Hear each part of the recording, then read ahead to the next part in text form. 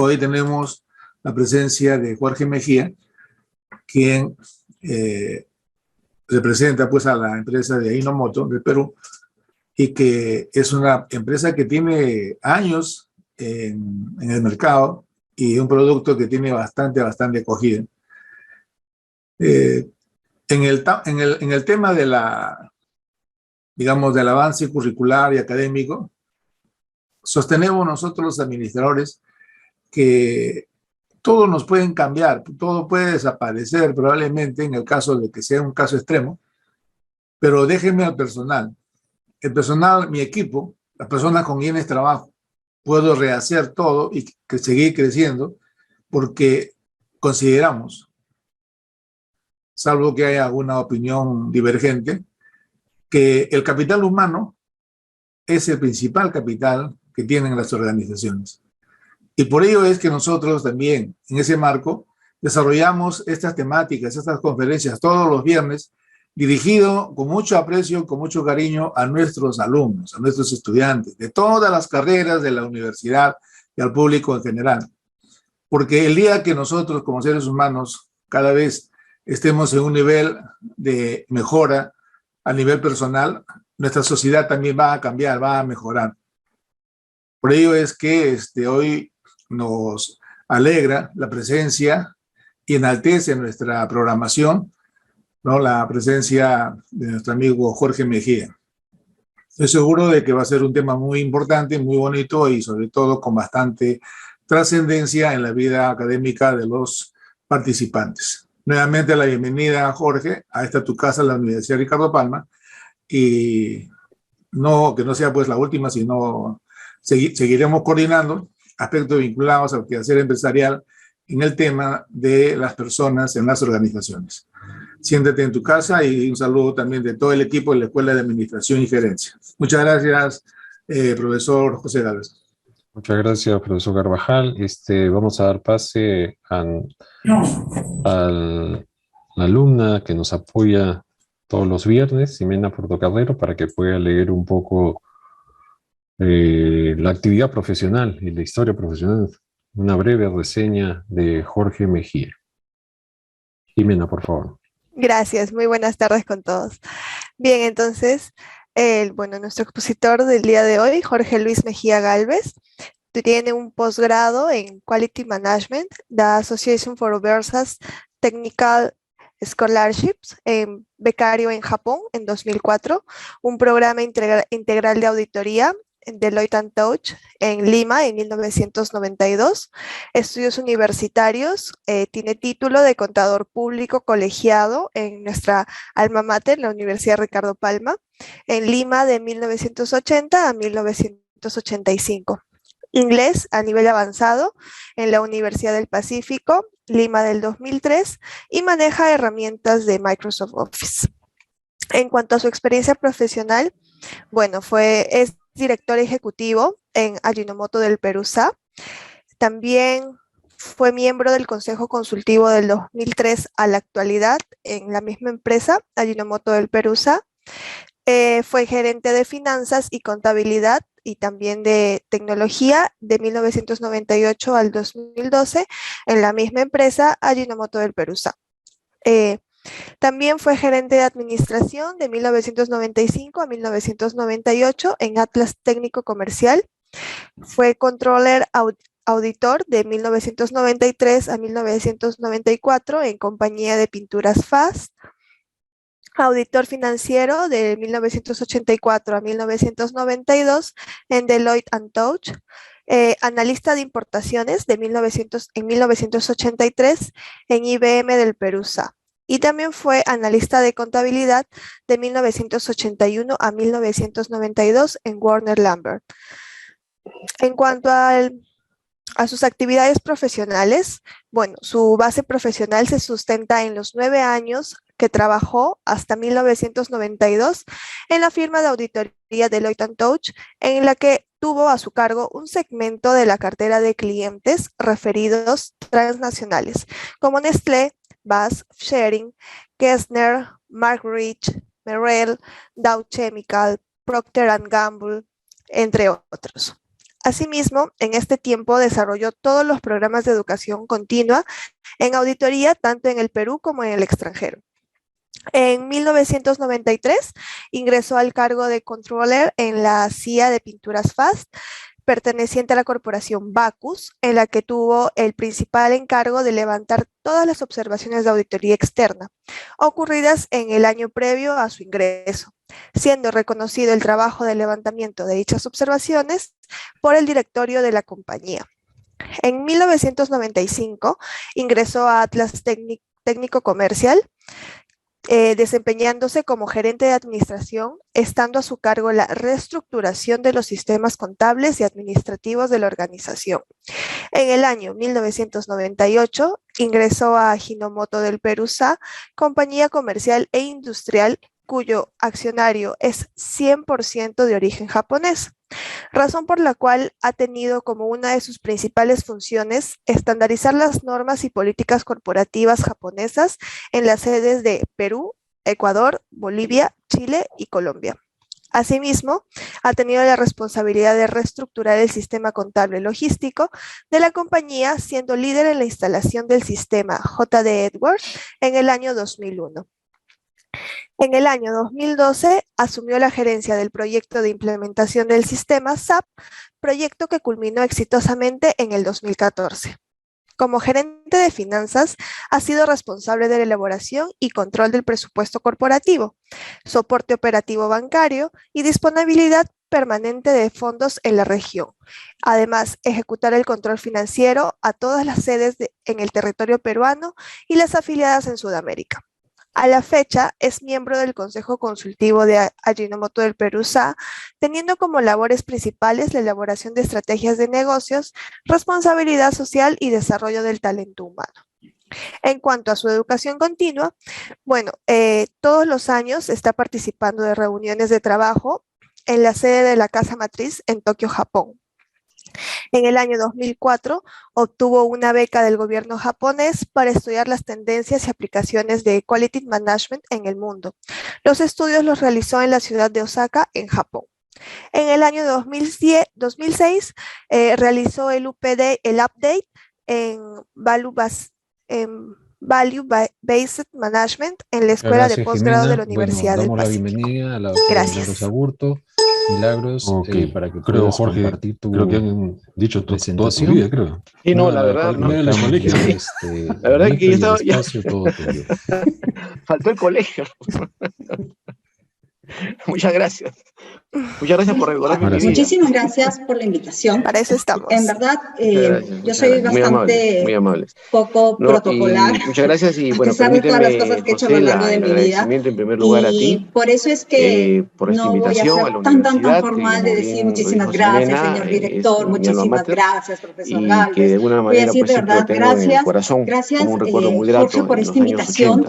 Te conozco muchísimos años y de verdad con mucho cariño he aceptado participar en este evento para compartir todo lo que durante ya casi 30 años vengo haciendo como parte de mi desarrollo profesional y como también parte de mi desarrollo personal. José, muchísimas gracias también porque tú has sido el intermediario en esta invitación y el que logró convencerme para que pueda participar contándome de verdad las bonitas experiencias que viven en estos viernes gerenciales, lo que les suma a los muchachos, a los profesores, y les agradezco a ustedes también, alumnos, profesores, personas invitadas que están aquí en este viernes de gerencia de la Facultad de Ciencias Económicas en la Escuela de Administración y Gerencia.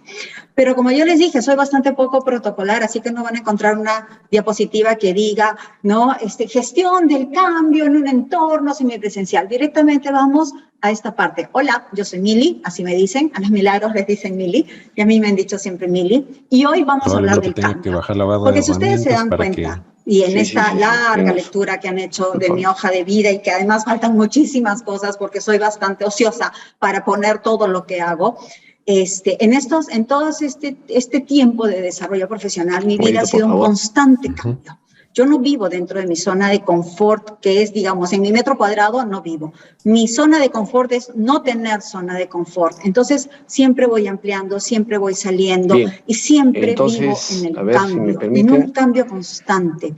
Y eso es lo que vamos a hablar hoy, del cambio. ¿Pueden ver la pantalla, por favor? Dígame si se puede ver. La cuestión sería que la pongas en completa. ¿Por qué no quiere pasar? Pantalla completa. Y a ver, listo. Entonces, quiero empezar con esta imagen. En el 2010 la puse cuando fui invitada a TEDx, que es la versión local de lo que es el TED de California, que tiene muchísimos años, y en donde una persona es invitada solamente una vez a participar. Yo fui invitada en la segunda... me dicen si se puede ver, porque yo tengo en la pantalla, si lo veo completo, no sé si ustedes lo pueden ver completo.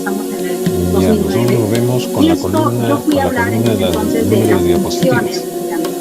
Salvo que la puedas borrar esa columna. No hay presentación clase, por lo que yo haga, en la cual no ponga esto, donde les digo que para comprender algo hay que abordarlo con la mente vacía, sin prejuicios, desarticulando todas las redes neuronales que llamamos memoria, porque frente a una experiencia nueva debemos entrar completamente desprevenidos, porque de eso se trata. A veces es complicado, pero es lo que tenemos que aprender. No tener... Vamos a hacer una cosa, ¿ya? Vamos a hacer una cosa, voy a volver a entrar. Por favor, ¿me permiten?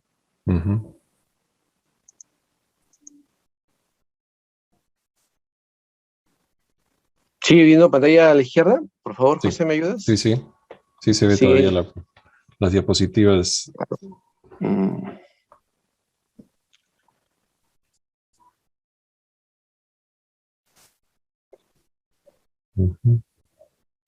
¿Me avisas? Porque a mí ya no me sale la pantalla a la izquierda.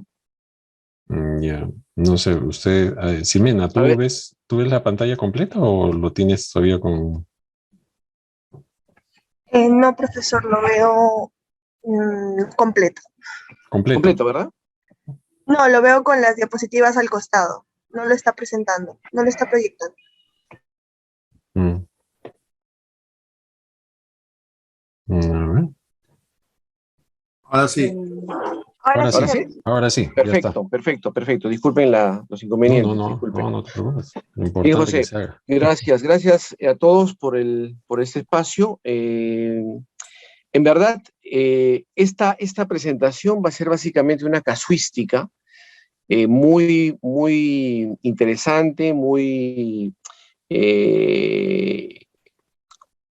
formidable, porque en verdad les voy a contar a modo de historia cómo es que el trabajo de alguna manera pre-pandemia y cómo post-pandemia se pudo realizar de manera exitosa en Ajinomoto del Perú. En realidad, ya sabemos todos de que la pandemia nos trajo muchas enseñanzas y nos trajo sobre todo, muchas lecciones relacionadas del manejo del talento humano. Nosotros como empresa que tenemos más de 1000 trabajadores y lo tenemos en varios países de Latinoamérica, siempre estuvimos muy pendientes de cómo afrontar esta situación.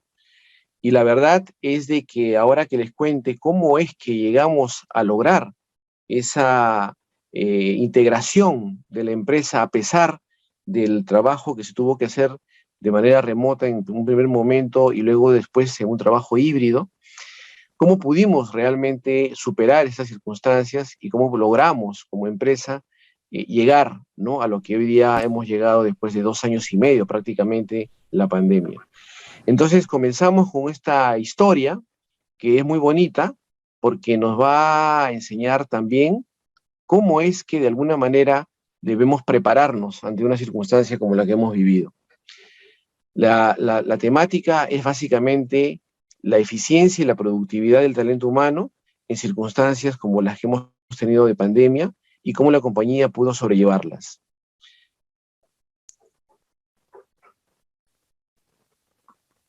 En primer lugar, voy a empezar con una reflexión que es la que creo que debe tener toda persona de administración que maneja el talento humano, y que con esta pandemia ha quedado demostrado algo, ¿no?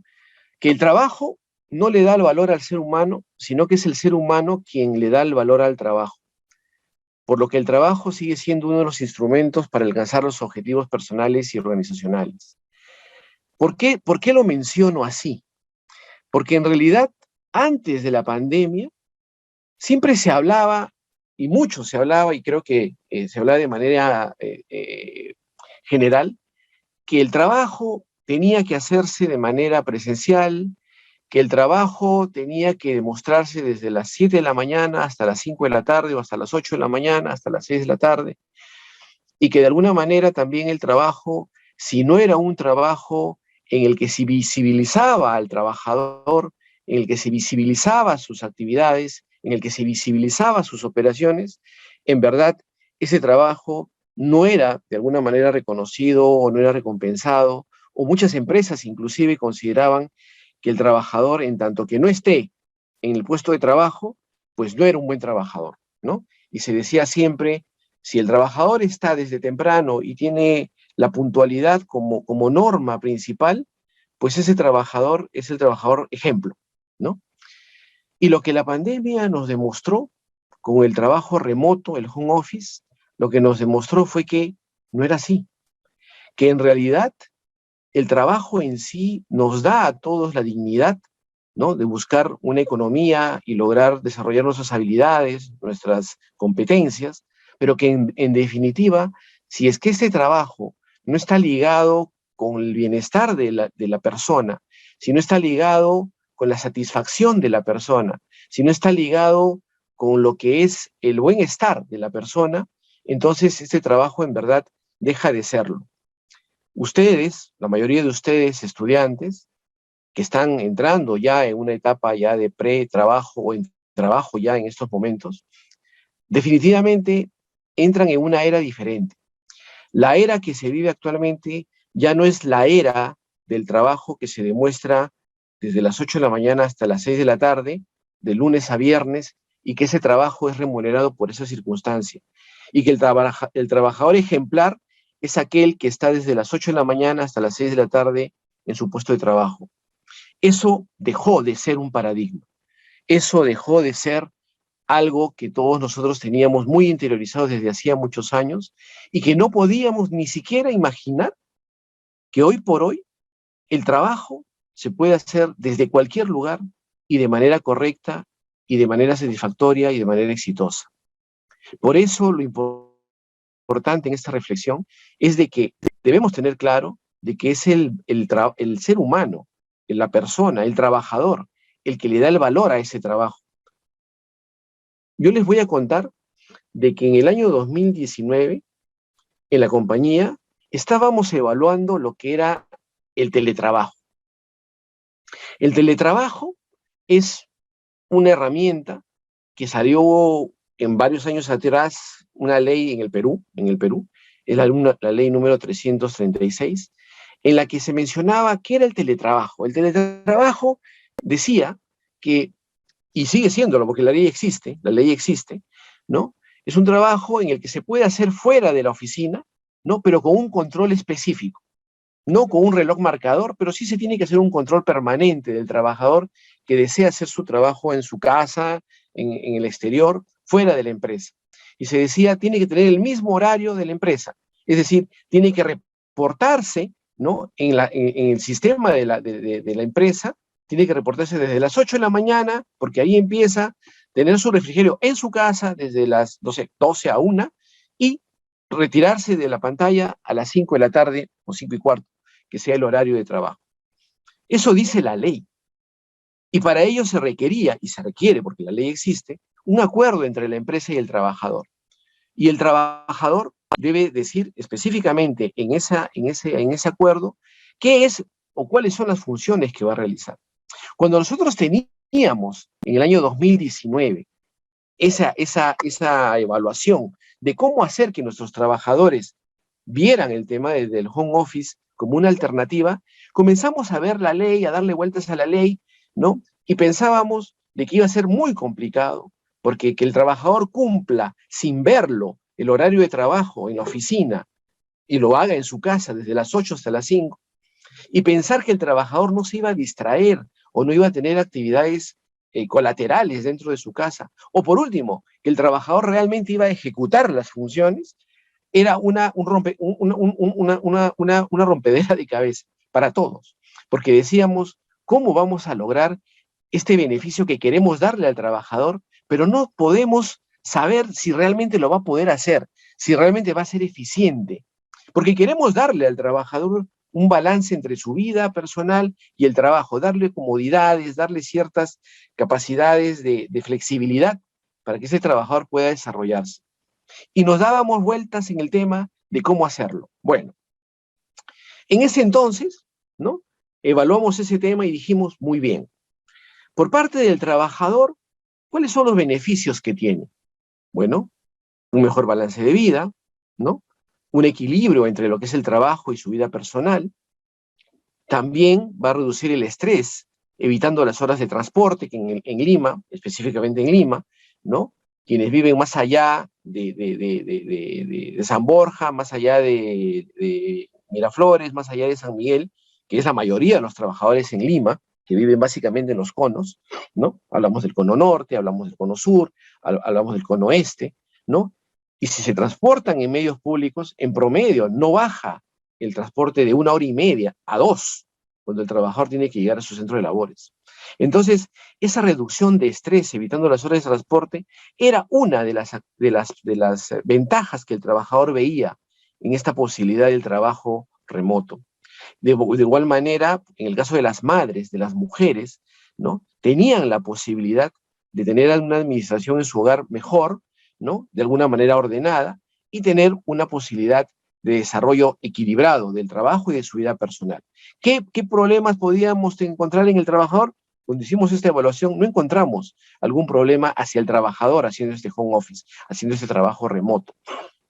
Por el lado de la compañía, también lo evaluamos y dijimos, ¿qué pros podrían haber? ¿No? Bueno, el incremento de la productividad y la eficiencia. ¿Cómo? Bueno, vamos a plantear objetivos, vamos a hacer un planeamiento de objetivos para que este trabajador pueda desarrollar en su hogar, pueda desarrollar en su casa las tareas que haría en la compañía y que igualmente pueda cumplir con los objetivos trazados. Y de alguna manera la compañía se sienta satisfecha por esta labor. ¿Cuál era el punto en contra que teníamos cuando evaluábamos esto, ¿no? Bueno, decíamos, puede haber una disminución en el rendimiento, debido a que no va a ser supervisado, debido a que no va a tener un adecuado control. Decíamos, ¿cómo vamos a controlar a esta persona que en su casa va a realizar este trabajo? No podemos poner un reloj marcador en su casa, no podemos estarlo llamando a las 8 de la mañana para ver si ya está sentado frente a su escritorio. No podemos decirle que él se comunique cada media hora y reporte lo que está haciendo, porque eso ya sería golpear la dignidad de la persona, el respeto a la persona, ¿no? Quitarle la confianza al trabajador, ¿no? Pero de todas maneras era un tema que de alguna manera nos tenía muy amarrados. Y eso lo conversamos con otras compañías que también estaban intentando en el año 2019, estaban intentando hacer lo que se llamaba el teletrabajo, ¿no? Y también nos decían lo mismo, tenían una situación muy complicada de la supervisión, cómo supervisar, quiero hacerlo, pero no tengo cómo supervisarlo. Quiero darle al trabajador cierta facilidad y cierta flexibilidad, pero no tengo cómo llegar a él. No tengo cómo saber si está trabajando y si realmente al final del mes debo pagarle su sueldo porque ha trabajado o no ha trabajado, ¿no? Era un tema de todos, no solamente de la compañía nuestra, sino de todas las compañías que tenían ese problema.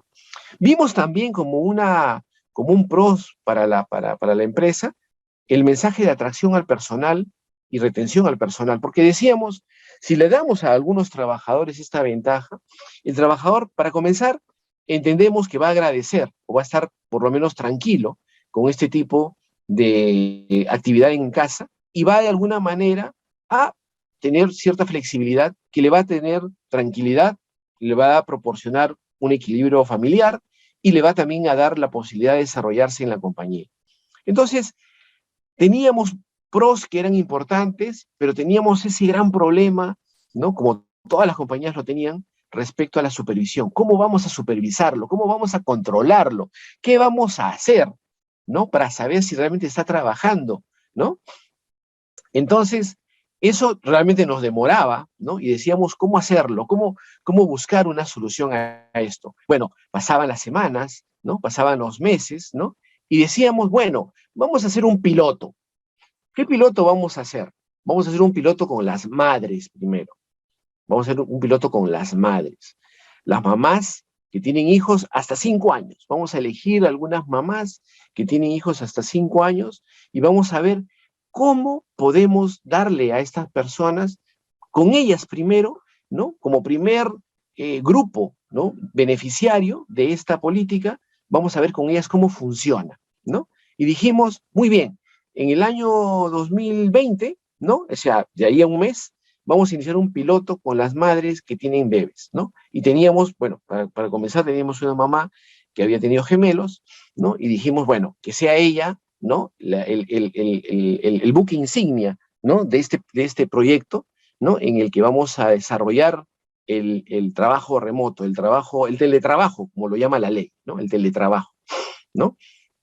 Y dijimos, nuestro plan entonces va a ser que en el primer semestre de 2020, ¿no? Vamos a lograr que madres con niños hasta 5 años puedan incorporarse a este home office, a este trabajo remoto, a este teletrabajo, ¿no? Y decíamos también, no se olviden que estamos todavía aquí en diciembre de 2019, ¿eh? Decíamos en ese momento, en el segundo semestre de 2020, vamos a hacer que todas las madres, ya independientemente de la edad de los niños, ¿no? Tengan la posibilidad de acceder a este home office, a este teletrabajo, ¿no? Y decíamos, ya a partir del año 21, ¿no? Vamos a elegir a las personas que podrían, ¿no? Progresivamente incorporarse a este programa de teletrabajo, ¿no? Entonces, miren ustedes cómo teníamos ese planning, ¿no? Desde el año 2019 y en el 2020 también, y que buscábamos de alguna manera lograr que este teletrabajo fuera beneficioso para los trabajadores en primer lugar y también para la organización, ¿no? Bueno, como ustedes pueden ver ahí, la idea fue muy buena, ¿no? Y comenzamos realmente con el piloto en enero del año 2020, ¿no? Con las mamás que tenían bebés menores y que de alguna manera iban a ser, como decía hace un momento, ¿no? El ejemplo de que este proyecto podía hacerse y que realmente se podía concretar, que no era un imposible, que los trabajadores sí pueden hacerlo, la organización sí puede confiar en ellos y podemos darle también un equilibrio familiar. Bueno, dijimos, ¿qué hacemos para darles facilidades? Vamos a hacer entonces que todo el sistema operativo de la compañía, ¿no? Esté a su servicio desde su casa. Entonces, ¿qué hicimos? Con esta persona, que fue la primera que se inició en este teletrabajo, o llamémoslo, como lo dice la ley, trabajo en casa, darle las facilidades que tenía en la compañía. Entonces le instalamos en su casa, ¿no? El sistema de la empresa, y le instalamos el Skype. En aquel entonces el Skype, como el Zoom, como el Teams, ¿no? Eran palabras que no se conocían mucho, ¿no? Algunas personas sí las conocían, pero no era un tema genérico, ¿no? Skype, Zoom, ¿no?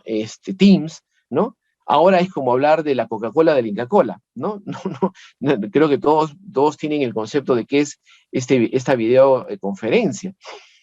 Y en aquel entonces no era así, ¿no? Decíamos, muy bien, vamos a instalarle el Skype, ¿no? Que era en ese momento, ¿no? La herramienta empresarial más flexible, más rápida, y comenzamos a trabajar en la compañía con el Skype, ¿no?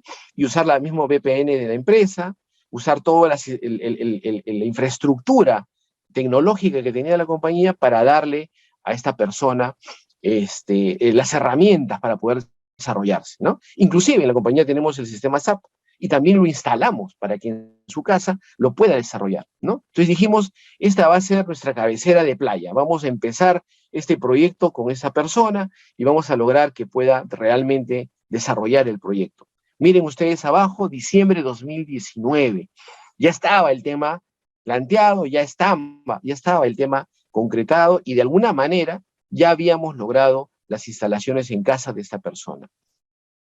¿Pero qué pasó? Pasó de que 2 meses después, ¿no? De iniciar este piloto, empezó la pandemia, ¿no? O la declaratoria en el Perú, específicamente en el Perú, el 15 de marzo de 2020, ¿no? Empezó la declaratoria de emergencia sanitaria en el país, y de inmediato, ¿no? Todas las organizaciones, todas las empresas, tuvimos que mirarnos todos y decir, ¿qué hacemos? No se puede ir al trabajo, ¿no? Se prohibió por ley, ¿no? Asistir a los centros de labores, se declaró la inamovilidad, ustedes recordarán, se declaró que era imposible transitar. Cuando uno andaba por las calles en Lima, ¿no? Veía cada 20 cuadras a una patrulla del ejército, a una patrulla de la marina, ¿no? Que nos impedían el paso. ¿Y las compañías qué hacemos?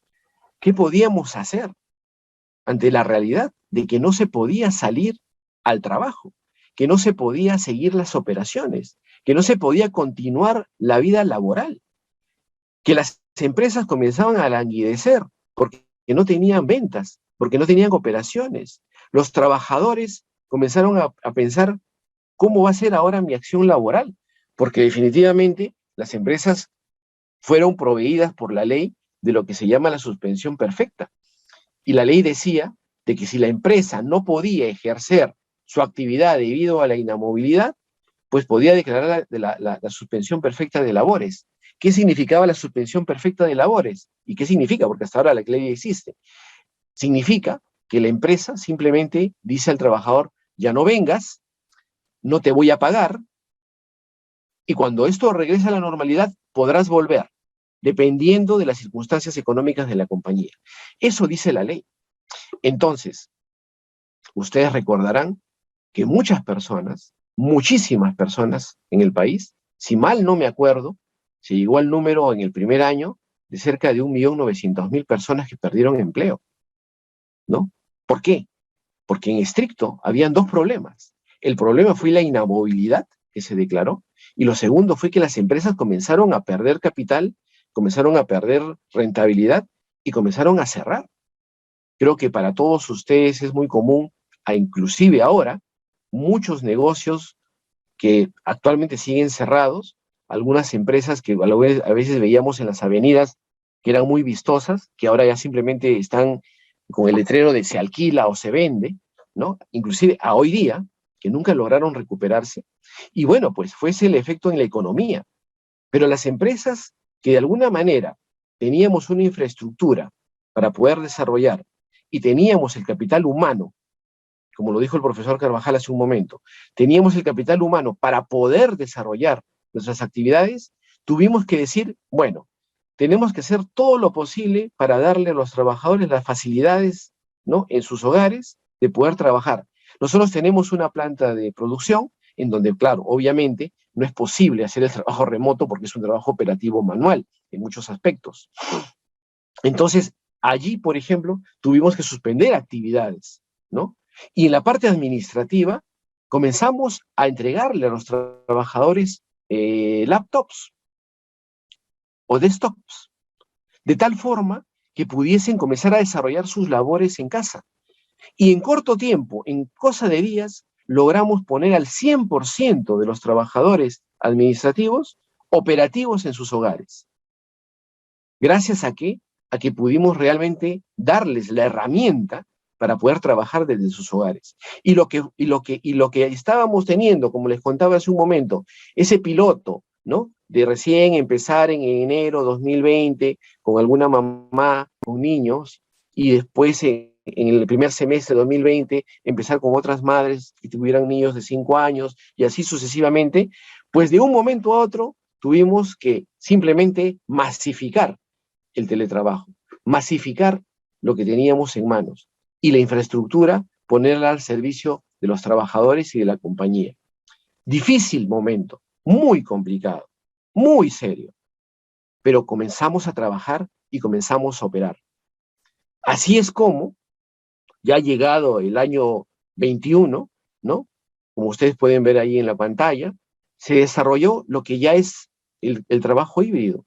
Es decir, se definió, ¿no?, que habían trabajos que se podían hacer de manera parcial, presencialmente, y otros que se podían hacer de manera híbrida, es decir, haciendo un mix entre lo que es lo presencial y lo remoto, y en algunas áreas, básicamente remoto.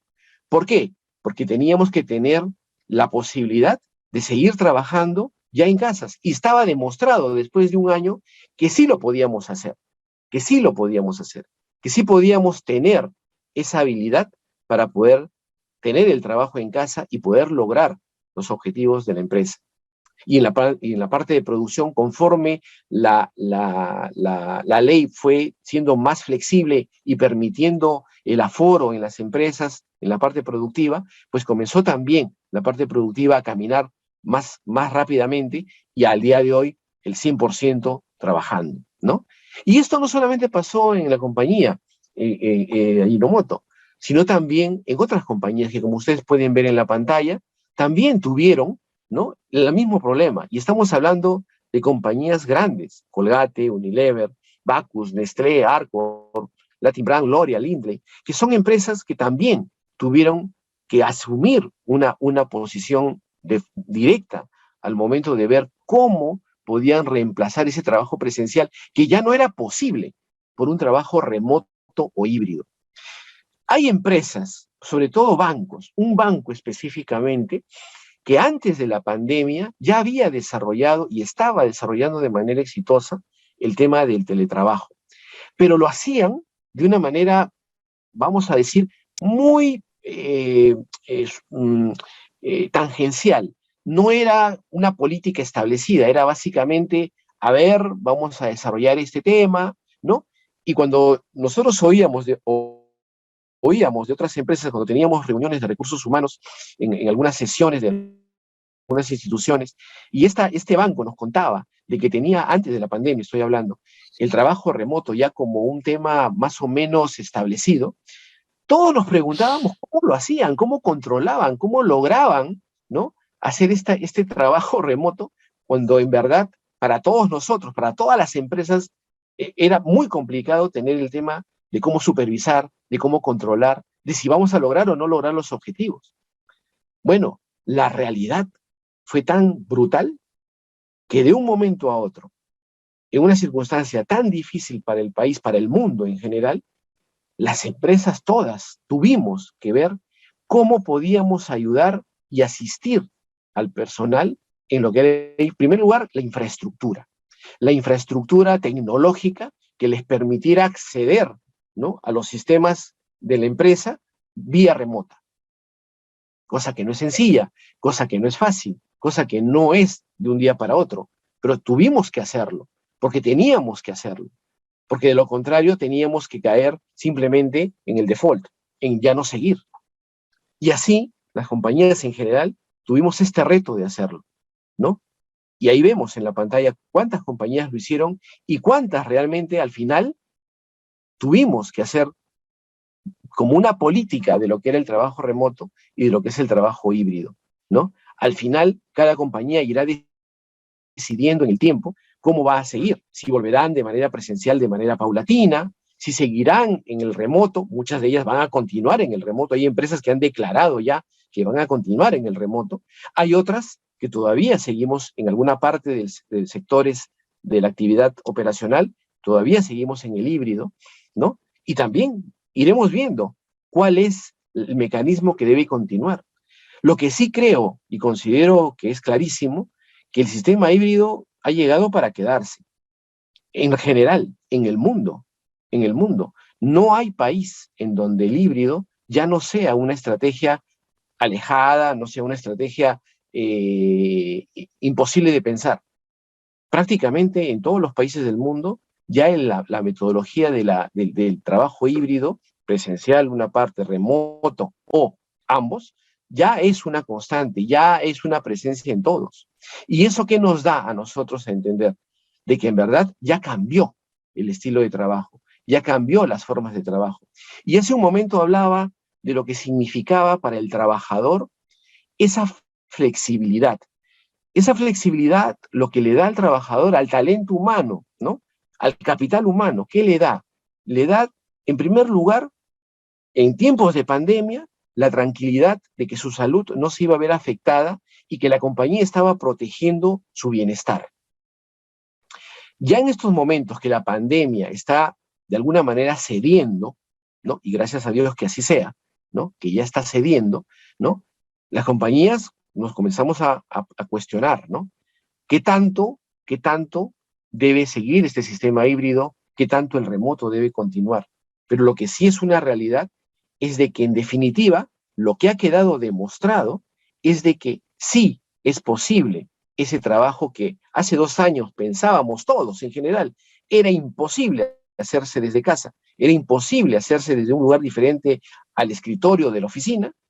Ha sido demostrado que no solamente es posible, sino que en muchos casos es inclusive en algunos casos mejor, porque no solamente hay una dedicación exclusiva, sino que además permite la flexibilidad al trabajador y le da en muchos casos a las personas que tienen ciertos problemas de salud, mamás o personas que tienen en el núcleo familiar dificultades, pueden manejar tanto el trabajo como la asistencia familiar de manera perfecta. Y eso creo que es la gran enseñanza que nos ha dejado esta experiencia a todas las empresas, a todos los trabajadores. Y yo creo que si hay que decir algo como conclusión final de esto que hemos vivido, es de que hay una palabra que se queda en el diccionario de las empresas como una palabra escrita en oro, ¿no? ¿Y cuál es? Es la palabra confianza. Confianza en que el trabajador realmente en su casa o donde se encuentre, que no sea la oficina, y está comprometido con un trabajo remoto o hacer un trabajo híbrido, esta persona en definitiva lo va a hacer. Y está demostrado que lo hace. Que posiblemente hayan distracciones, sí, posiblemente. Que posiblemente hayan momentos en que el trabajador llega a un hastío, ¿no? Porque solamente está dedicado al trabajo desde que amanece hasta que anochece. También existe ese problema. Pero ya depende mucho de cómo la empresa puede manejar lo que ahora se le llama la desconexión digital.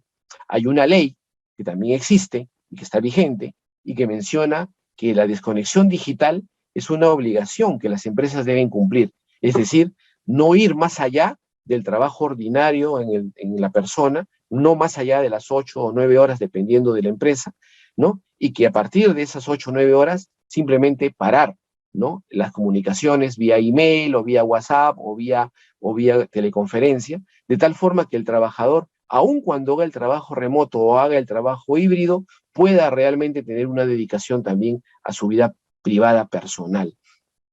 ¿Pero qué significa esto? Significa de que esa palabra, confianza, es la que de alguna manera ha calado en todas las empresas, porque las empresas han continuado. Las empresas que han podido sobrevivir, ¿quiénes han sido?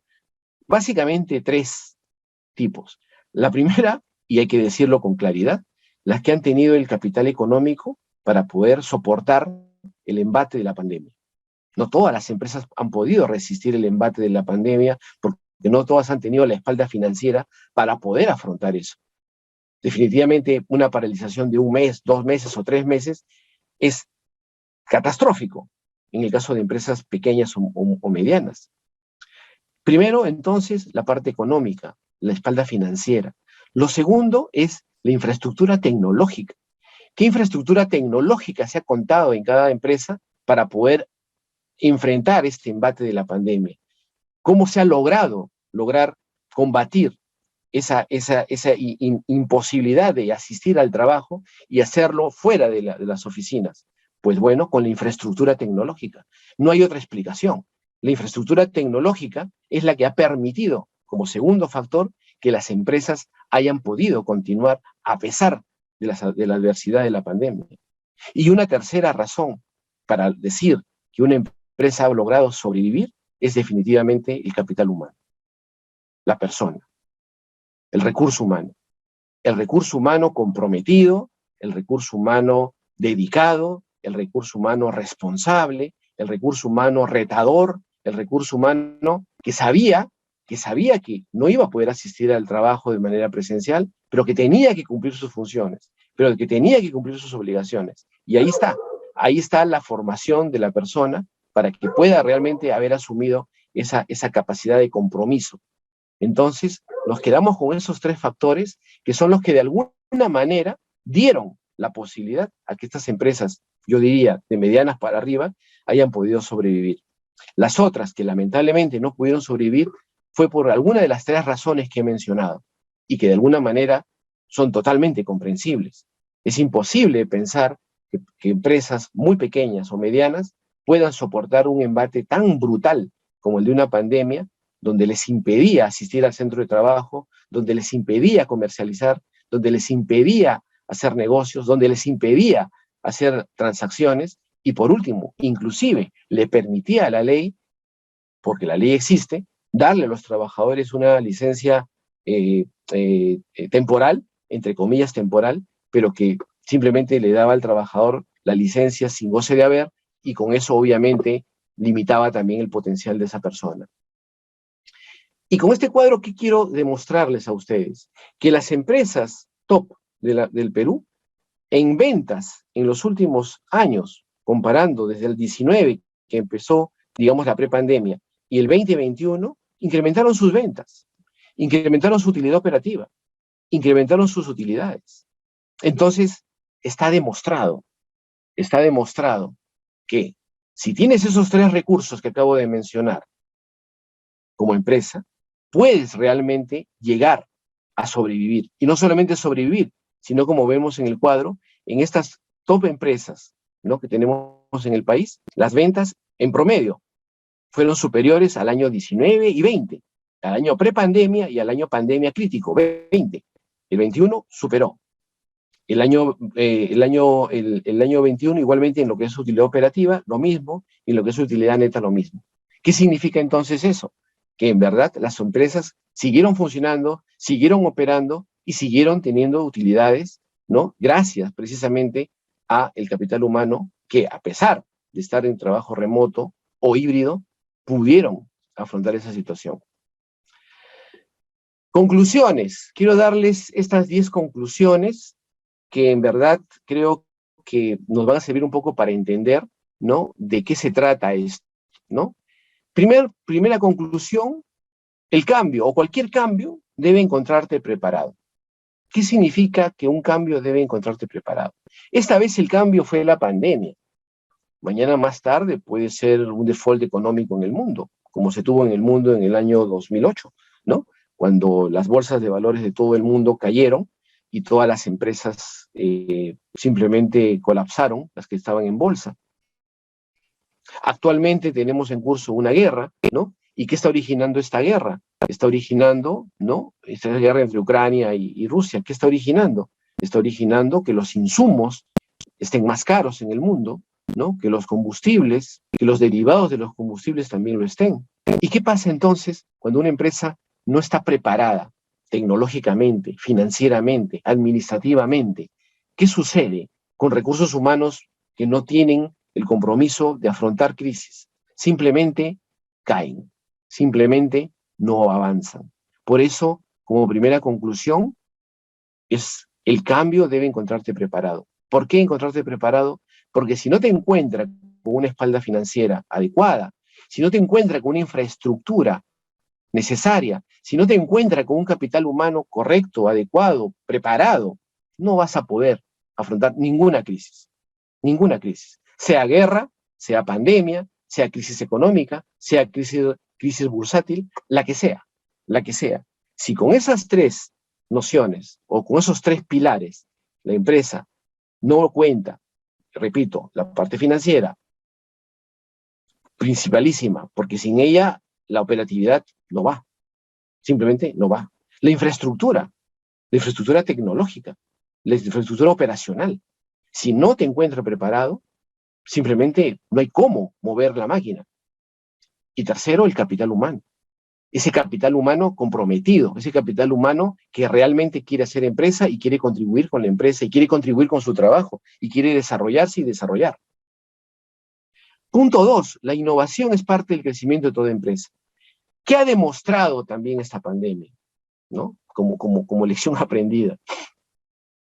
Que teníamos que innovarnos, teníamos que reinventarnos, teníamos que de un día a otro ser otros, de un día a otro cambiar la fachada de lo que teníamos a lo que queríamos ser. La innovación, ¿qué es? No es otra cosa que renovar lo que tenemos. Y en esta pandemia lo que tuvimos que hacer fue renovar a la fuerza, porque de repente muchas empresas podrían decir, claro, pero yo tenía ya pensado trabajar en remoto o híbrido, yo también tenía pensado mejorar mi infraestructura tecnológica, yo también tenía pensado crear una infraestructura que me permitiera un crecimiento de aquí a un mediano o largo plazo. Pero claro, esos eran planes, teorías, pero en estricto no eran realidades. La pandemia nos dijo un 15 de marzo del año 2020, muy bien, el mundo ha cambiado desde hoy día las reglas son otras, las condiciones son diferentes, así que tienes que innovarte. Y si no te innovas, no vas a poder avanzar, no vas a poder seguir. Y ya dijimos hace un momento que la innovación necesariamente pasa por 3 pilares, ¿no? El capital y la espalda financiera, la infraestructura tecnológica y el capital humano. Sin esas 3, la innovación tampoco no es posible. No es posible. No es posible. Y para eso, como ustedes como administradores, ¿no? Como gente de negocios, tienen que saber de que siempre la innovación va a ser un factor que los va a llevar más adelante. Pero en este caso fuimos forzados a avanzar. Bueno, preparémonos para avanzar sin ser forzados, ¿no? Preparémonos para avanzar sin que tengamos que caernos en el camino. 3, la velocidad en la adecuación a las circunstancias es la clave para sobrevivir. Por supuesto. ¿Qué pasaba con algunas empresas que mientras decían, no, pero la pandemia va a pasar de acá a 2 meses, esto es simplemente una broma, esto en 2 meses se acaba, ¿no? Las vacunas deben llegar en 3 meses, esto lo he inventado, ¿no? Esas historias creo que le llaman conspirativas, ¿no? Eso los han inventado los que tienen los laboratorios, ¿no? Etcétera, etcétera. ¿Cuántas ideas conspirativas se crearon en aquel entonces, ¿no? Y muchas empresas se comenzaron a esperar que pasara el temporal, que pasara la pandemia, que pasara lo negativo, y no se adecuaron, ustedes saben, hay empresas aquí en Lima, conocidas, ¿no? Que de restaurantes se convirtieron en bodegas, ¿no? Que de bares se convirtieron en supermercados, ¿no? Que de librerías se convirtieron de un día para otro en simplemente venta de mascarillas, ¿no? O sea, tenías que adecuarte, porque si no te adecuabas simplemente morías, ¿no? Los negocios, como decía hace un momento, tienen que tener la adecuación, la velocidad en la adecuación de manera rápida, permanente. Si no tenemos la velocidad en la adecuación, si nos demoramos en la adecuación, simplemente vamos a languidecer y vamos a desfallecer al final.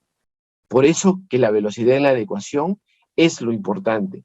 Ahora alguien podrá decir, pero esa velocidad, ¿cómo la pongo? Si no tengo el capital humano, si no tengo la infraestructura, si no tengo el respaldo financiero. Muy difícil, muy difícil.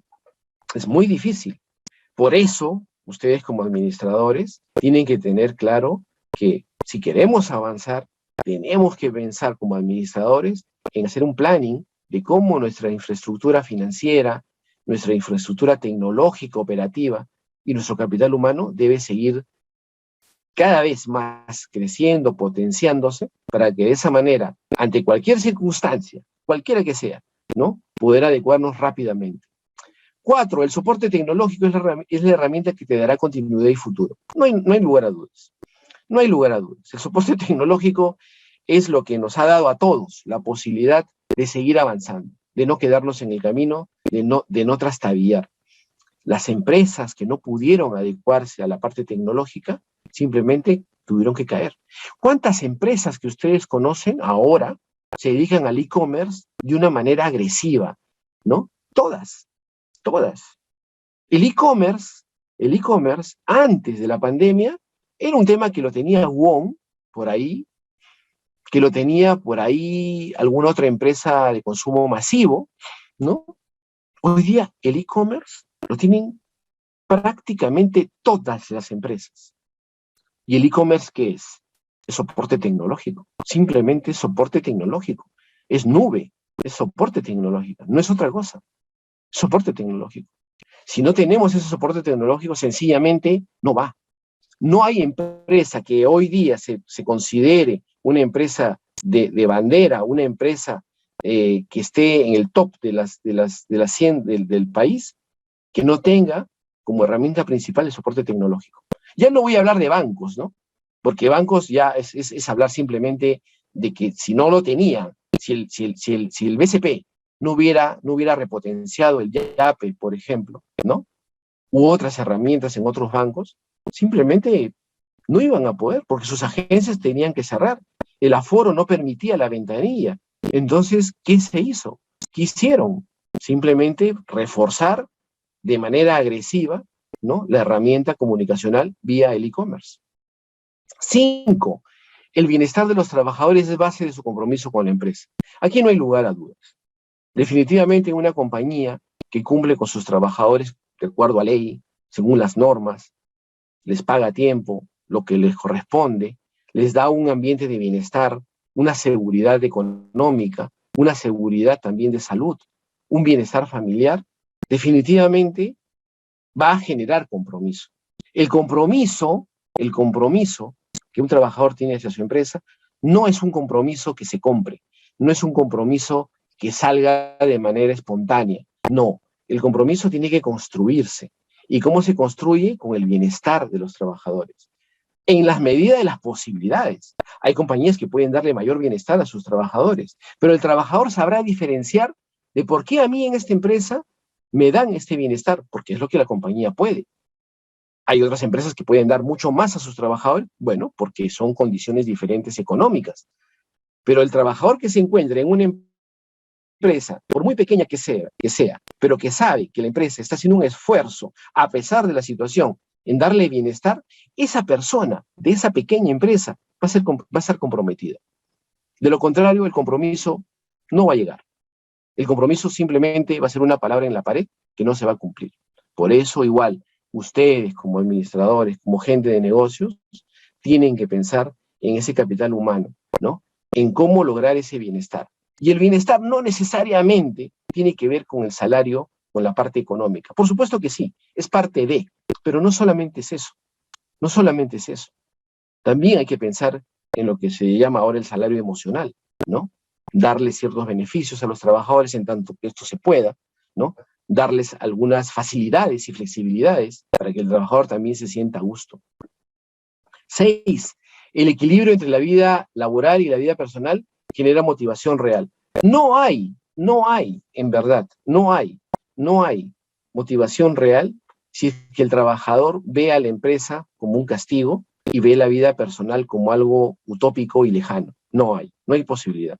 La motivación va a generarse cuando el trabajador sienta de que la vida laboral le permite un sustento económico, una vía de desarrollo personal y profesional, un ambiente de trabajo amigable, razonablemente bueno, para poder seguir desarrollándose como persona y como profesional, pero también tiene que haber en la vida personal de esa persona un equilibrio para que exista esa motivación.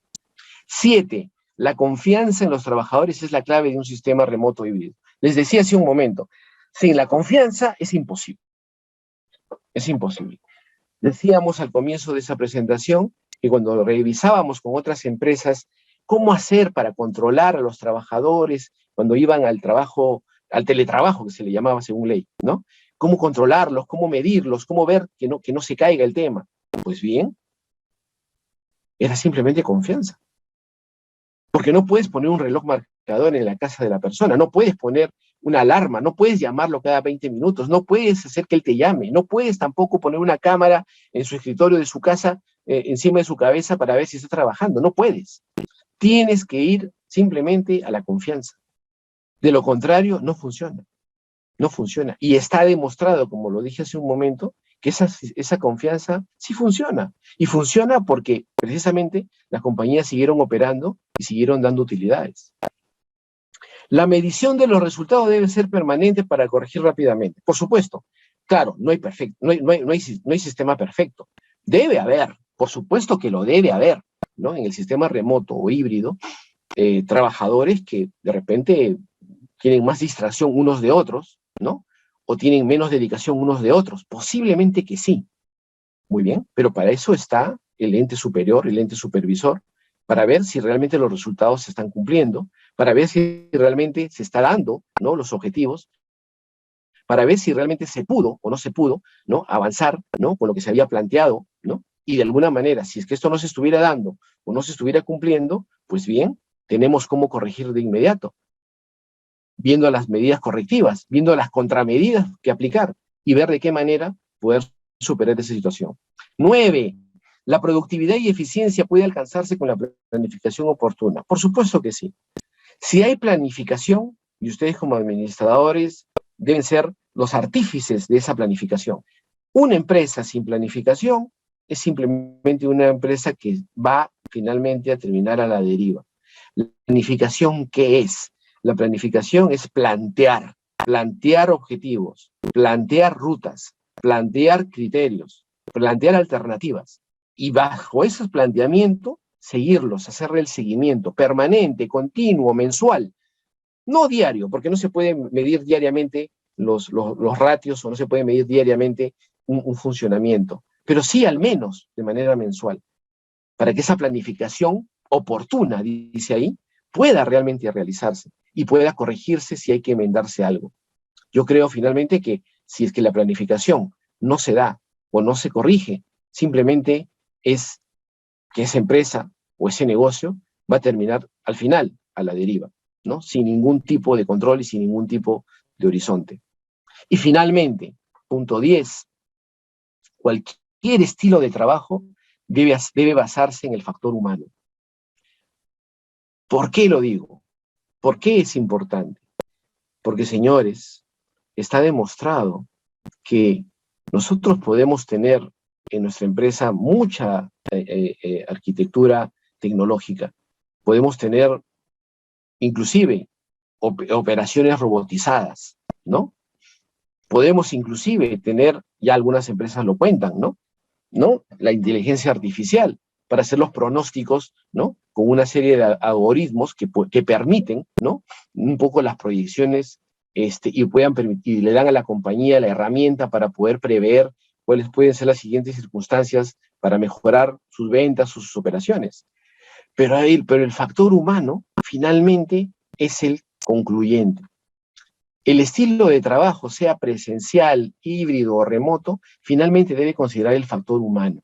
Y el factor humano tiene varias aristas. Una arista, por ejemplo, es la diversidad. Tenemos que encontrar que el factor humano en las empresas, ¿no?, tiene que ver también con el tema del género. El género, ¿no?, femenino, masculino, es lo que también debe ser una pauta en las empresas hoy en día. Siempre escuchamos, ¿no?, que el tema de la diversidad, del respeto al género, básicamente en este caso el género femenino, que muchas veces en las empresas en general, ¿no?, en el mundo, ¿no?, no solamente en el Perú, en el mundo, ¿no?, siempre tienen de alguna manera un problema de desarrollo, porque las condiciones, ¿no?, en el que el sector femenino muchas veces se desenvuelve, ¿no?, es complicado a diferencia de la del hombre. En el caso del sector femenino, como sabemos, las responsabilidades que tienen normalmente las mujeres por un tema de estructura social, por un tema de formación social, como querramos llamarlo, inclusive cultural, ¿no?, es una realidad, ¿no?, que en el mundo, ¿no?, y en países como el nuestro, ¿no?, el tema del género es realmente en algunos casos asfixiante en el caso de las mujeres, ¿no?, que no les permite desarrollarse, que no les permite avanzar, que no les permite potenciarse, que no les permite progresar como el hombre puede hacerlo, porque a la vez la mujer tiene además la responsabilidad del hogar. Hace 2 semanas atrás, la revista Semana Económica publicaba una encuesta, ¿no?, que aquí en Perú, ¿no?, que es realmente, pues, entre anecdótica y desastrosa, ¿no?, en donde decían, en la pandemia, ¿qué ha cambiado en la actitud del género masculino en los hogares, ¿no?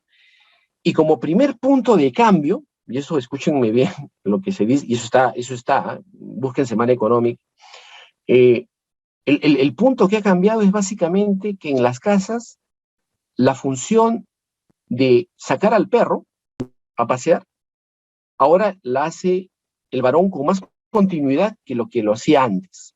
En otras palabras, la funcionalidad hombre-mujer en la familia continúa siendo un factor clave en esa imposibilidad que la mujer siga desarrollándose, ¿no? Porque como digo, ¿no? Y eso está ahí, hace 2 semanas publicado, ¿no? Lo que se ha avanzado, ¿no? Vamos a decirlo así, en términos llanos, en el país, ¿no? Es que ahora los varones, ¿no?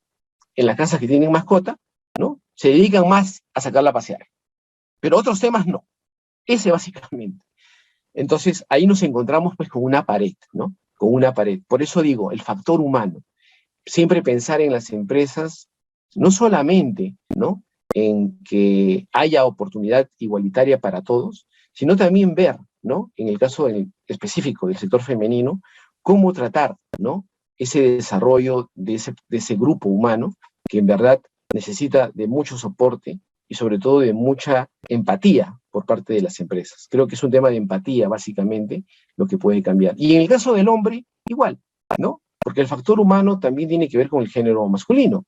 Y por supuesto, como digo ahí, ¿no? Si no vemos el factor humano en el hombre, ¿no? Que quiere desarrollarse, quiere potenciarse, quiere igual oportunidades que otros, ¿no? Y no le damos en las compañías la posibilidad de que pueda realmente desarrollarse, igual vamos a tener a una persona que con el tiempo, ¿no? Va a estar frustrado, ¿no? Va a estar poco entusiasmado con el trabajo, su rendimiento va a disminuir, su productividad va a decaer, y al final vamos a tener un trabajador que simplemente no va a contribuir, ¿no? Entonces, basados en estas 10 conclusiones, estimados señores, ¿no? Quiero terminar esta sesión, ¿no? Diciéndoles de que la circunstancia laboral en el Perú y en el mundo ya cambió, que la circunstancia laboral es diferente, que la atracción y retención del talento ahora tiene ya mucho que ver con la flexibilidad laboral. Y esa flexibilidad laboral se debe basar principalmente en la confianza. Si esa confianza no se da de manera recíproca, trabajador-empresa, empresa-trabajador, simplemente no va a progresar. Entonces, yo espero que esto les haya ayudado un poco a ver un caso real, un caso que sucede en el país, ¿no? Los he llevado a mostrarles cómo desde prácticamente la nada se puede construir alternativas, pero como digo, tiene que encontrarte preparado. Tiene que encontrarte preparado con esos 3 pilares. El pilar económico, financiero, el pilar de infraestructura tecnológica y operacional, y el pilar factor humano, el factor del trabajador. Con esos 3 pilares, ustedes pueden estarse convencidos y seguros en la empresa en la que estén, o en la empresa donde desarrollen sus actividades, va a poder seguir avanzando en el tiempo, innovando, desarrollando, progresando, siendo más. Sin esos 3 pilares, o con la falta de alguno de ellos, no duden que los problemas van a llegar. Eso es todo. Muchas gracias por mi parte. Si quisieran comentar o preguntar, pues encantado de la vida. Muchas gracias. Ok, muchas gracias Jorge. Sí, claramente estamos viendo que hay puntos fuertes para hacer gestión. Y bueno, y hay una frase que a mí mucho me gusta recordar de un politólogo, jurista, filósofo romano del siglo I a.C., que dice pues, aquellos pueblos que no aprenden de su historia están condenados a repetirla. ¿Y a qué viene todo esto? De que, como en aulas siempre decimos a los alumnos, las crisis económicas son cíclicas, si vemos a lo largo de la historia, y más todavía en el siglo XX. Y si vemos cada 100 años atrás, vemos que ha habido pandemias de hace más o menos 5 siglos. Pandemias que nos han encerrado, así como la de ahora, ¿no? Nos han confinado, Y que bueno, y que a muchos se le ha dicho, pues, ustedes son una generación, entre comillas, privilegiada, porque están, primero, pasando por una pandemia. Segundo, que todos estamos aprendiendo y ustedes también están aprendiendo a cómo se presenta este proceso, ¿no? Desde el cierre, confinamiento, la semiapertura, la apertura, hasta la apertura total, que será de aquí a unos meses más. El manejo económico, el manejo tecnológico, como muy bien lo has mencionado, el manejo financiero, qué tan importante, sabiendo cuando hay crisis, tener un buen colchón o una buena espalda financiera. Qué bueno es saber que tu empresa practica en general los principios básicos de la administración: planear, prever. O sea, está preparado para otro. Organizarte, dirigir, liderar, ser resiliente en las etapas de crisis y controlar. Pero esta pandemia, como tú bien lo decías, si no hay esos 3 pilares, no se hace nada. Si no hay una confianza mutua entre la empresa hacia el trabajador y el trabajador a la empresa, y el compromiso también de ambos, entonces poco o nada se hace. Hemos vivido y hemos heredado pues muchos estilos de liderazgo a lo largo de la historia, y nosotros mismos también, y lo hemos practicado. Pero este estilo el transaccional, transformacional, no se ha vivido más ahora. El manejo de habilidades blandas, el mirar hacia la familia, que es lo más importante, el manejo de emociones, sentimientos, ¿no? El compartir, el convivir 24 horas entre trabajo, familia, y más todavía la crisis, ha hecho que muchos reorienten sus actividades, ¿no? Con el soporte tecnológico, financiero que la empresa ha podido mantener, y sabemos de que lo han hecho las más grandes, sabemos que los demás no estaban preparados porque quizás, y ojo que hace muchos años, desde la época de PROMPYME, se les dice a las MIPYMES de que siempre la caja nunca es la billetera personal. Nunca es la billetera personal, porque en el momento que la caja se convierte en la billetera personal, no tenemos nada, no tenemos futuro. Es muy débil la parte económica financiera. Entonces yo creo que la experiencia que estos muchachos, estudiantes, jóvenes, pequeños empresarios o emprendedores que están en estos momentos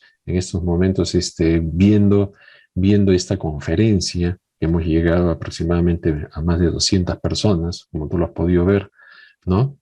Creo que se van a llevar un gran bagaje de conocimientos, porque así como tú, han venido otros empresarios, han venido otros altos ejecutivos a decir y a dar sus enseñanzas y sus experiencias de esta, digamos, no mala, pero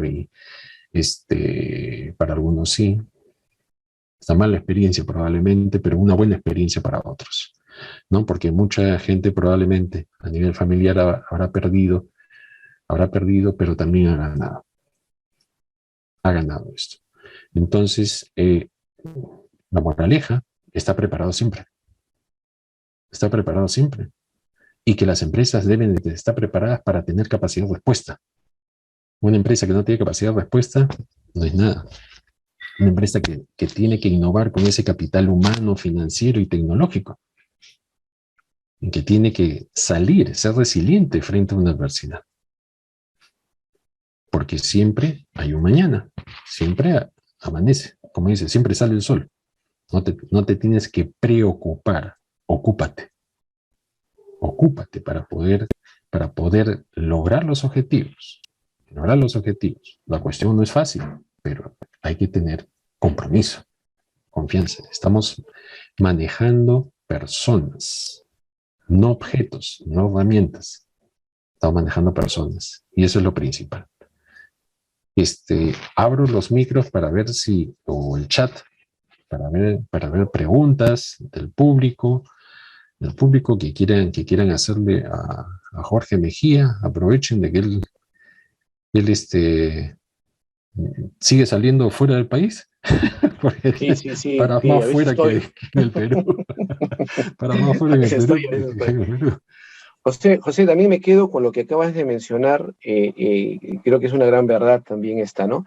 La pandemia nos trajo cosas muy feas, duelos, enfermedad, dolor, angustia, pesar. ¿Quién no ha tenido de cerca amigos, familiares que han sufrido la enfermedad o inclusive han padecido la muerte por ella? Es algo catastrófico, sin lugar a dudas. Pero también nos ha traído enseñanzas, ¿no? Y muy bien lo has dicho tú, ¿no? Una de ellas es estar preparado, es tener la capacidad de reacción, tener la capacidad de poder saber afrontar una crisis. Pero para ello, volvemos a lo mismo, tenemos que estar preparados. O sea, si no estamos preparados, ¿no? Y ya que tenemos aquí un público básicamente de la parte administrativa, si no planeamos, si no estamos preparados, si no logramos construir esos tres pilares, ¿no? De la espalda financiera, del pilar financiero de la empresa, el tema de la infraestructura operacional, tecnológica y la parte del capital humano. Si esos tres pilares no están, si uno de ellos cae, es muy difícil, muy difícil que una empresa pueda surgir. Lo he dicho, hay empresas que se han transformado durante la pandemia y ahora están volviendo a su giro anterior, ¿no? ¿No? Hay una muy conocida cafetería, San Antonio, ¿no? Que se convirtió en bodega, pero ahora ha vuelto nuevamente a lo que siempre hacía, ¿no? Pero claro, pero tuvo la reacción de no quedarse inmóvil, de reinventarse, de innovarse, ¿no? De lograr un plus, ¿no? De hacer algo más, de no quedar esperando que la pandemia pase, sino voy a correr la ola, ¿no? La ola ya vino, la voy a correr, ¿no? Porque si no la corro, me ahoga.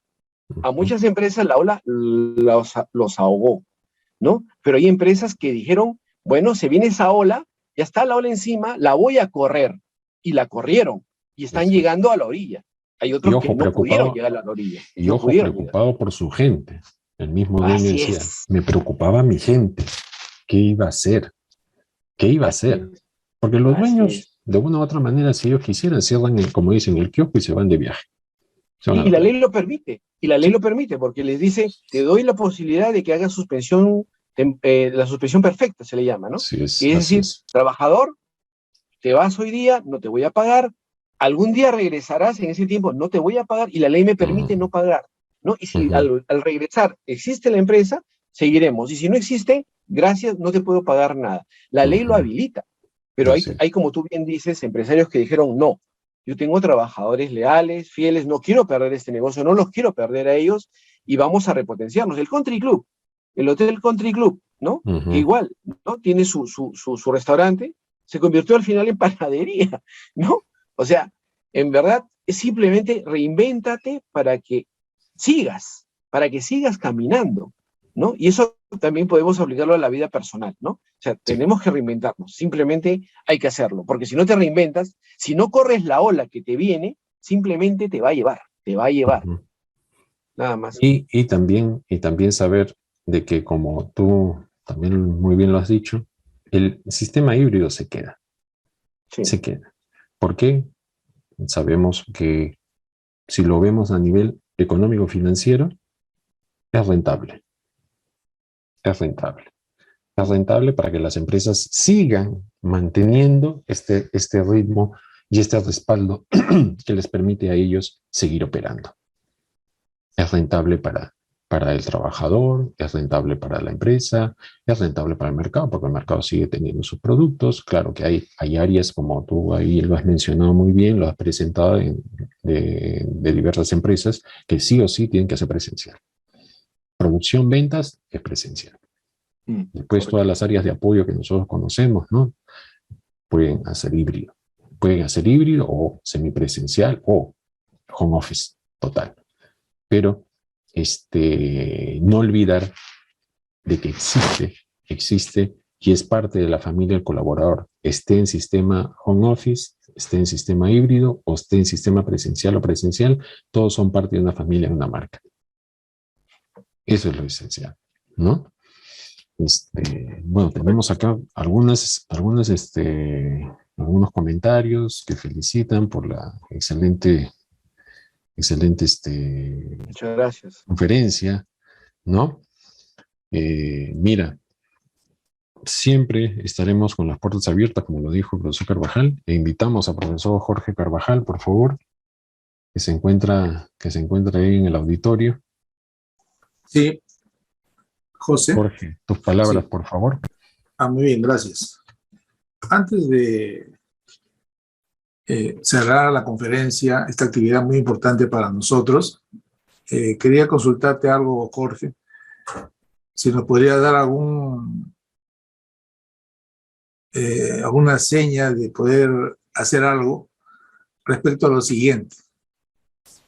Te comento, por ejemplo, que en una de las fábricas de confecciones en el sur, ocurrió que como fabricaban o tenían confecciones para empresas extranjeras, la empresa extranjera auditó el ambiente, revisó la planta de producción y encontró hecho una, no diría calamidad, sí, pero un estilo a la peruana.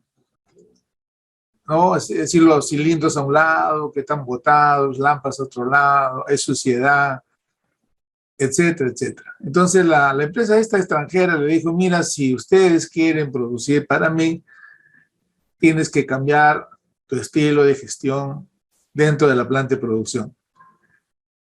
Y uno de los puntos muy saltantes era de que la gente estaba acostumbrada a botar la basura o los paquetitos o las envolturas ahí en el patio, en la planta, etcétera.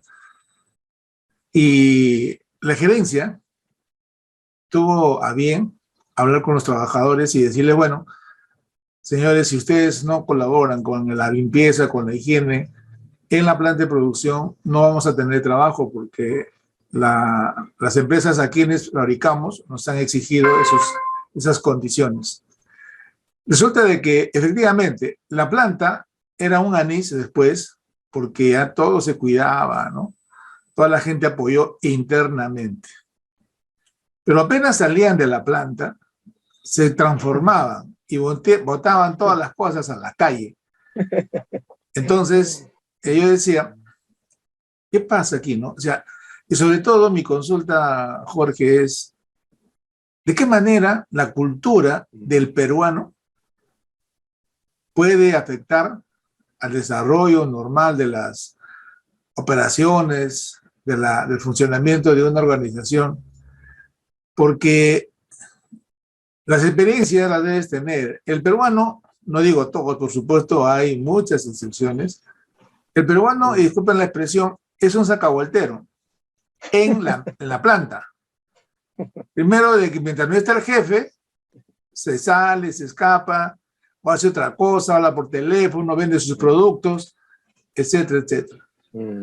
Y después cuando le llega la sanción, hasta lloran y piden clemencia porque, etcétera, etcétera, ¿no? Y hay personas también, hay trabajadores que ya no tienen familia porque toda su familia se ha muerto, pero ficticiamente. Porque esa es la justificación de su falta. Señor, mi abuelito ha fallecido, ¿no? Y 3 días no va a trabajar y se da la gran vida. Entonces yo veo acá el aspecto conductual. ¿Cómo el recurso humano, cómo el potencial humano en el Perú podría administrarse mejor, dado que culturalmente tenemos ciertas deficiencias que desde mi punto de vista son difícilmente de tratar? Tú que tienes mayor experiencia en estas cosas, por favor, a ver, oriéntanos un poco. Mira, Jorge, muchas gracias por tu pregunta. En verdad, tú has puesto el dedo en la llaga, ¿no? El dedo en la llaga, ¿no? Y en verdad, lo que tú dices es una verdad, ¿no? Pero ¿por qué sucede, no? Sucede porque hay una razón, ¿no? ¿Cuál es la razón, no, que sucede? Sustancialmente, y te voy a responder muy simplemente, ¿no? Eso es el problema de la educación. La formación educativa en el país es una formación educativa que en general, no es buena, ¿no?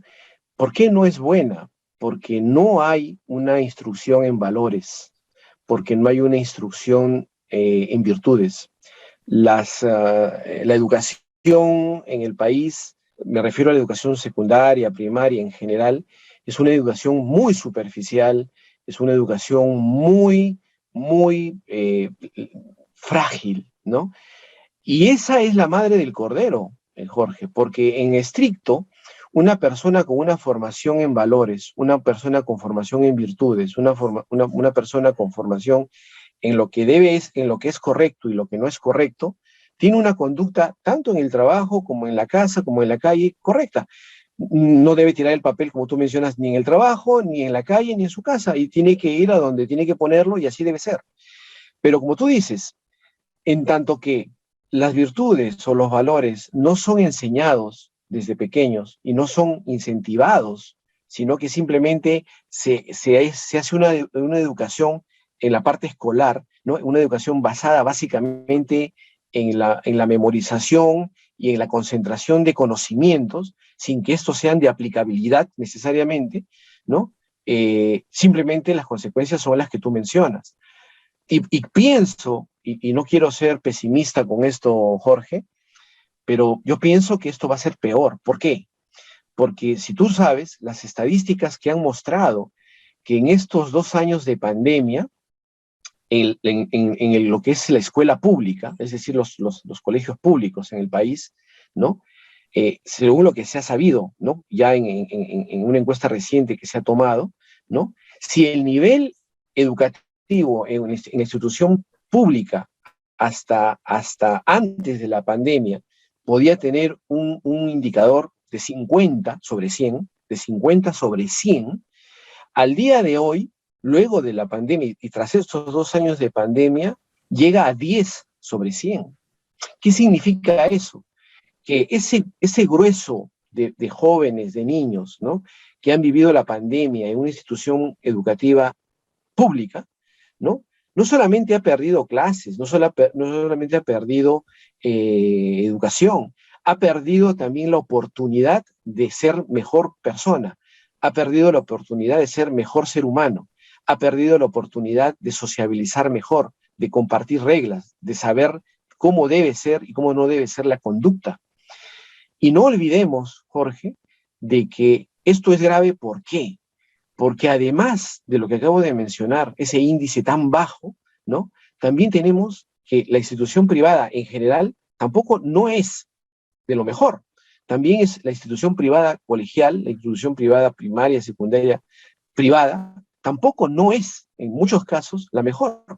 Entonces, ¿qué tenemos? Tenemos una bomba de tiempo, que ¿dónde explosiona esa bomba de tiempo? Explosiona cuando estos niños y jóvenes salen del colegio y ya se dedican a trabajar o a estudiar, son ya personas mayores de 18 años, ¿no? Y son ciudadanos, vamos a llamarlo así, y ahí es donde se ven las falencias, ahí es donde se ve ese deterioro, y ese deterioro, Jorge, lamentablemente pienso, y no es que sea pesimista como digo, sino que esta pandemia lo que va a hacer es contribuir a que ese deterioro sea mayor, ¿no? Sea peor.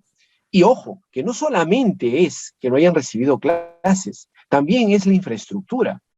¿Cuántos niños y jóvenes de colegios públicos en estos 2 años, Jorge, han recibido la educación, al menos a distancia? Pero si ni siquiera tenían computadoras en sus casas, pero si en la sierra o en la selva ni siquiera tenían el internet accesible, pero si ni siquiera tenían las clases de los profesores. Es decir, han estado simplemente abandonados, más de lo que estaban antes, Entonces, es una bomba de tiempo, que ojalá, Dios quiera, ¿no? Jorge, el Estado, ya no vamos a hablar de gobiernos, pero el Estado en algún momento sienta y piense en esa población disminuida, que no tiene acceso a la educación o que la tiene limitada, y que finalmente es el origen de lo que tú acabas de mencionar. ¿Por qué ese peruano que ya es mayor, que es ciudadano, que ya hace su actividad de mayor, de adulto, por qué tiene esas conductas, ¿no? Las tiene porque no hay una formación, porque ha tenido un deterioro en la formación. Y me temo que esto va a continuar a peor, por lo que acaba de pasar estos 2 años, en donde la educación pública, al menos la pública, que reúne a más de 5 millones de estudiantes, ha sido simplemente deteriorada al máximo. Esperemos que algún día el Estado peruano piense en cómo recuperar a esa población. Sí, muchas gracias, Jorge. Mira, te comunico que dentro del esfuerzo que hacemos en la escuela, tenemos talleres, por ejemplo, de tutoría, talleres de asesoramiento, y estamos comenzando ahora a desarrollar un trabajo para todos los estudiantes desde su ingreso, dándoles justamente los soportes conductuales y en valores. Aparte de ello, tenemos un taller que le hemos denominado un taller de campeones, que tiene que ver con la formación humana, ¿no? Y los chicos están respondiendo muy bien. Y en general, yo te voy a decir, por ejemplo, que a veces cuando, eso es notorio, ¿no? Cuando uno está en la calle, ves comportamientos inadecuados, por decirlo menos, pero lo que me ocurre a mí es cuando, por ejemplo, yo hoy estuve en la universidad y el ambiente de la Universidad Ricardo Palma es diferente, ¿no? No te puedo decir que esto pueda estar sesgado por algo, sino que veo que los alumnos tienen una gran nobleza espiritual, son grandes personas, son respetuosos y además cumplen con las orientaciones que se les da para que hagan sus trabajos, porque ahora, por ejemplo, tenemos también clases híbridas y los chicos están asistiendo ahí puntualmente, ¿no? Entonces, creo que aún así nos falta mucho todavía por hacer, porque el efecto pandemia ha tenido una situación, digamos, o un resultado que ha afectado no solamente a alumnos en nuestra universidad, sino también a los profesores, al personal administrativo, porque es así, es un problema ya de origen de tipo psicológico, ¿no? Pero la base fuerte que tenemos está siendo reforzada y yo me siento muy contento con los muchachos porque responden a esa expectativa, porque así también se le da como refuerzo en el aspecto académico, ¿no? Entonces, ahora en el aspecto... ¿Perdón? Felicitaciones por esas iniciativas, ¿ah? Porque en verdad que ustedes piensen en cómo desarrollar el valor, la virtud, la conducta correcta, o sea, a mí me parece extraordinario, ¿no? Que ya en estudios superiores se pueda estar manejando ese tema. Yo creo que, no sé si sea la única universidad que lo haga, pero no he escuchado en otras, en donde yo también participo en algunas actividades, no he escuchado de ese tipo de inducción que ustedes están haciendo. Me parece formidable, los felicito, realmente es fundamental, es fundamental. Un profesional sin virtudes, un profesional sin respaldo en valores, simplemente es el próximo corrupto, ¿no? Que vamos a tener en el país. Un profesional sin valores es el próximo ladrón, ¿no? Es el próximo persona que simplemente ya no voy a seguir hablando porque me voy a molestar, ¿no? Pero en verdad que ustedes lo estén haciendo de esa manera a personas que ya están en la instrucción superior me parece extraordinario, honestamente. Sí. Muy bien. Muchas gracias, Jorge. Felicitaciones. Muchas gracias. Realmente el tema da para más, el tema da para una serie de análisis, experiencias y sobre todo propuestas, ¿no? Por nuestra parte, los chicos, es una muestra, por ejemplo, el día de hoy, que hemos escuchado tu conferencia muy bonita y de hecho te felicito también y hago extensiva esa felicitación por parte de mis alumnos, los alumnos de la escuela y de la universidad, porque tenemos en este auditorio, tenemos alumnos de todas las carreras, Jorge, de Derecho, Arquitectura, Ingeniería, Biología, etcétera, ¿no? Entonces, nuestra labor está compartida, porque justamente hacemos gala de nuestra frase institucional, ¿no? Que es la que formamos seres humanos para una cultura de paz. Sí, muy bonita, ¿no? Muy bonito mensaje, en verdad. Así es, entonces tú como Ricardo Palmino también eres parte de la familia y gracias por estar con nosotros. ¿No? No, gracias a ustedes. Por ahí me estaban diciendo los chicos si podrían hacer prácticas en Ajinomoto.